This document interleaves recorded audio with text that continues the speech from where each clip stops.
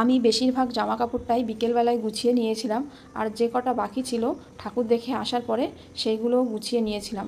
কারণ সকালে যেহেতু আমি বাড়ি যাব, তাই সমস্ত জামা কাপড়গুলো গুছিয়ে রাখলাম। আর পরের দিন যেহেতু অষ্টমী ছিল, তাই সকাল সকাল বাড়ি গিয়ে অষ্টমীর পুজো করব এমনটাই ভেবে রেখেছি। তারপর নিচে এসে বাড়ি যাওয়ার জন্য জামা কাপড়ের ব্যাগগুলো গুছিয়ে নিয়েছিলাম। যেহেতু দুদিন থাকবো তাই বেশি ব্যাগ করিনি। আর ঠাকুর দেখে এসে আমরা প্রথমে ফ্রেশ হয়ে চেঞ্জ করে নিয়ে ডিনারটা কমপ্লিট করে নিয়েছিলাম, যেহেতু অনেকটা রাত হয়ে গিয়েছিল। তাই আমি এখন আরামসে প্যাকিং করছি, আর সাথে টাইমটা দেখে নিলাম যে এখন কটা বাজে। তো দেখলাম যে এখন প্রায় 1:45 বেজে গেছে। আমি সমস্ত ব্যাগপত্রগুলো ডাইনিং রুমে একটা সাইডে এক জায়গায় রেখে দিলাম, যাতে সকালবেলায় খোঁজাখুঁজি না লাগে। এতক্ষণে মেয়েরা ওর ড্যাডি ঘুমিয়ে পড়েছে। আমি তারপর কিচেনে এসে সমস্ত বাসনগুলো ধুয়ে নিলাম। খাবার পরে আমি বাসনগুলো ধোয়া হয়নি, তাই সমস্ত বাসনগুলো ধুয়ে কিচেনটাকে মুছে রাখলাম। তারপর আমি জানলাগুলো ভালো মতো বন্ধ করে দিলাম, যেহেতু আমরা সকাল সকাল বেরিয়ে যাব, যাতে জানলা খোলা না থাকে, তাই আমি জানলাগুলো ঠিকঠাক বন্ধ করে দিলাম। কিন্তু এখনও বুঝতে পারিনি যে এরপর আমার শরীরটা এতটাই খারাপ হয়ে যাবে। এখন বাজে সকাল 8টা, মেয়েরা এদিকে ঘুমোচ্ছে। কোথায় থাকার কথা ছিল আর এখন কোথায় রয়েছি। আর আমি এদিকে রেডি হয়ে গেছি হসপিটালে যাওয়ার জন্য। আমি সারা রাত একটুও ঘুমোতে পারিনি, আমার পুরো শ্বাস বন্ধ হয়ে আসছিল।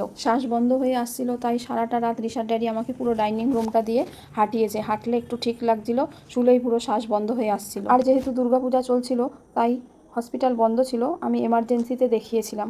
এই হসপিটালে আমি প্রায় 7-8 বছর পরে আসলাম। আমার ছোটো মেয়ের টাইমে যখন আমি প্রেগনেন্ট ছিলাম, তখন এই হসপিটালেই চেক আপের জন্য সপ্তাহে 1 দিন কি 15 দিনে 1 দিন আমাকে আসতে হতো। আর রাস্তা দিয়ে যখন যাচ্ছিলাম এত খারাপ লাগছিল যে কি বলবো।